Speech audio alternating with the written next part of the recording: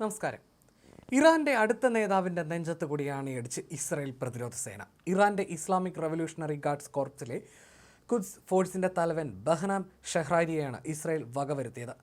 ആയുധ കൈമാറ്റ യൂണിറ്റിന്റെ കമാൻഡറായ ഷെഹ്റാരിയെ വധിച്ചതായി IDF ശനിയാഴ്ചയാണ് പ്രഖ്യാപിച്ചത്. ഇയാളോടൊപ്പം മുതിർന്ന IRGC കമാൻഡറും ഖുദ്സ് ഫോഴ്സിന്റെ ഫലസ്തീൻ കോർപ്സിന്റെ തലവനുമായ സയ്യിദ് ഇസാദിയും കൊല്ലപ്പെട്ടതായി IDF അറിയിച്ചിട്ടുണ്ട്. ഇറാനിൽ നിന്ന് മിഡിൽ ഈസ്റ്റിലുടനീളം എല്ലാ ആയുധ കൈമാറ്റങ്ങൾക്കും ഷെഹ്റാരിയാണ് നേതൃത്വം നൽകിയിരുന്നതെന്നാണ് ഇസ്രായേൽ വ്യക്തമാക്കുന്നത്. ഇസ്രായേലിൽ നിന്ന് 1000 കിലോമീറ്റർ അധികം അകലെ പടിഞ്ഞാറൻ ഇറാനിൽ സഞ്ചരിക്കുന്നതിനിടയിലാണ് ഷെഹ്റാരി ഇസ്രായേൽ വകവരുത്തിയത്. ഇറാന്റെ പിന്തുണയുള്ള തീവ്രവാദ ശൃംഖലകൾക്കുള്ള കനത്ത പ്രഹരമായിട്ടാണ് ഇസ്രായേൽ ഈ ദൗത്യത്തെ വിശേഷിപ്പിച്ചത്. വിവിധ തീവ്രവാദ സംഘടനകൾക്ക് പ്രതിവർഷം കോടിക്കണക്കിന് ഡോളർ കൈമാറുന്നതിനും ഷെഹ്റാരി ഉത്തരവിട്ടിരുന്നു. കൂടാതെ ഈ തീവ്രവാദ സംഘടനകൾക്ക് ആയുധങ്ങൾ നൽകാനുള്ള ശ്രമങ്ങൾക്കും ഇയാൾ നേതൃത്വം നൽകി. നിരവധി ഇസ്രായേലി സിവിലിയന്മാരുടെയും സൈനികരുടെയും മരണത്തിന് ഇയാൾ കാരണക്കാരനായിരുന്നുവെന്നാണ് IDF പ്രസ്താവനയിൽ വ്യക്തമാക്കിയത്.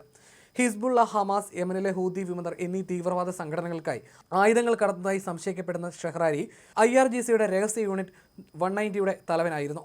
2009 മുതൽ ഇസ്രായേൽ ഹിറ്റ് ലിസ്റ്റിൽ ഉൾപ്പെടുത്തിയ ഭീകരനാണ് ഷെഹ്റിയാരി. ഹിസ്ബുള്ള, ഹമാസ് ഭീകര സംഘടനകളുമായും ഹൂതി ഭരണകൂടവുമായി മറ്റ് ഗ്രൂപ്പുകളുമായി നേരിട്ട് ബന്ധം ഇയാൾ പുലർത്തിയിരുന്നു. യുദ്ധസമയത്ത് ഇസ്രായേലിൽ തൊടുത്തുവിട്ട നിരവധി മിസൈലുകളുടെ വിതരണത്തിന് ഇയാൾ മേൽനോട്ടം വഹിച്ചിരുന്നു. അതിനാൽ തന്നെ ശത്രുശക്തികൾക്ക് പുനഃസംഘടിപ്പിക്കാനും വീണ്ടും ആയുധം സ്വന്തമാക്കാനുള്ള സാധ്യതകൾക്കും കിട്ടിയ കനത്ത പ്രഹരമെന്നാണ് ഷെഹ്റാരിയുടെ മരണത്തെക്കുറിച്ച് IDF വ്യക്തമാക്കിയത്.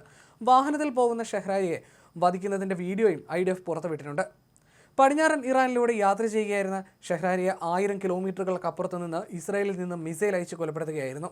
ആയുധങ്ങൾക്ക് പുറമെ തുർക്കിയിലെയും ലെബനനിലെയും തൻ്റെ ബന്ധങ്ങൾ ഉപയോഗിച്ച് കമ്പനികൾ, കറൻസി എക്സ്ചേഞ്ചുകൾ, മണി കൊറിയറുകൾ എന്നിങ്ങനെയുള്ള മാർഗങ്ങളിലൂടെയാണ് ഈ കൊടും ഭീകരൻ പ്രതിവർഷം കോടിക്കണക്കിന് ഡോളർ തീവ്രവാദ സംഘടനകൾക്ക് കൈമാറിയിരുന്നത്.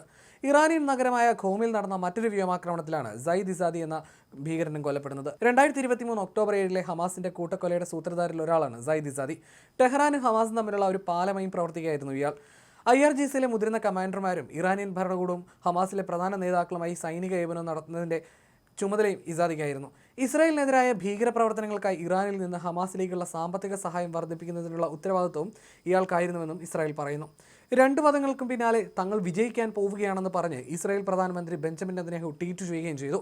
ശനിയാഴ്ച പുലർച്ചെ കോമിൽ കനത്ത ആക്രമണമാണ് ഇസ്രായേൽ അഴിച്ചുവിട്ടത്. ഇസാദിക്ക് പുറമെ 2 IRGC സൈനികരെ കൂടി വധിച്ചതായും ഇസ്രായേൽ അവകാശപ്പെടുന്നു. ഇസ്രായേൽ ഇറാൻ യുദ്ധം 2ാം വാരത്തിലേക്ക് കടന്നപ്പോഴാണ് ഈ ഒരു സംഭവം. അതേസമയം ഇസ്രായേൽ ഇറാൻ സംഘർഷത്തിൽ US പങ്കാളിയാകുമെന്ന് സൂചിപ്പിച്ചുകൊണ്ട് അമേരിക്കൻ പ്രസിഡന്റ് ഡൊണാൾഡ് ട്രംപ് നേരത്തെ രംഗത്ത് വന്നിരുന്നു. ഇറാനും യൂറോപ്യൻ യൂണിയനുമായുള്ള ചർച്ച ഗുണം ചെയ്യില്ലെന്ന് ട്രംപ് വ്യക്തമാക്കി.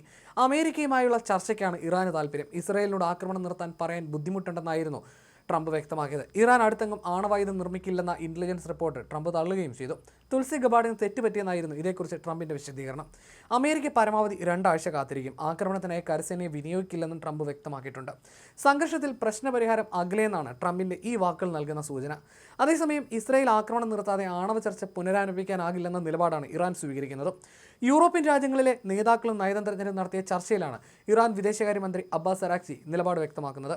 അതിനിടെ ഇസ്രായേലും ഇറാനും തമ്മിലുള്ള സംഘർഷം ലോകത്തെ ഒരു പ്രതിസന്ധിയിലേക്ക് നയിക്കുകയാണെന്നാണ് UN secretary general Antonio Guterres സുരക്ഷാ സമിതിയുടെ ആമുഖ പ്രഭാഷണത്തിൽ വ്യക്തമാക്കിയത്. ആർക്കും നിയന്ത്രിക്കാനാകാത്ത തീയായി ഈ സംഘർഷം പടരാം. ഇറാന്റെ ആണവ പദ്ധതിയുടെ പ്രതിസന്ധിയാണ് ഇതിന് കാതലെന്നും അദ്ദേഹം പറഞ്ഞു.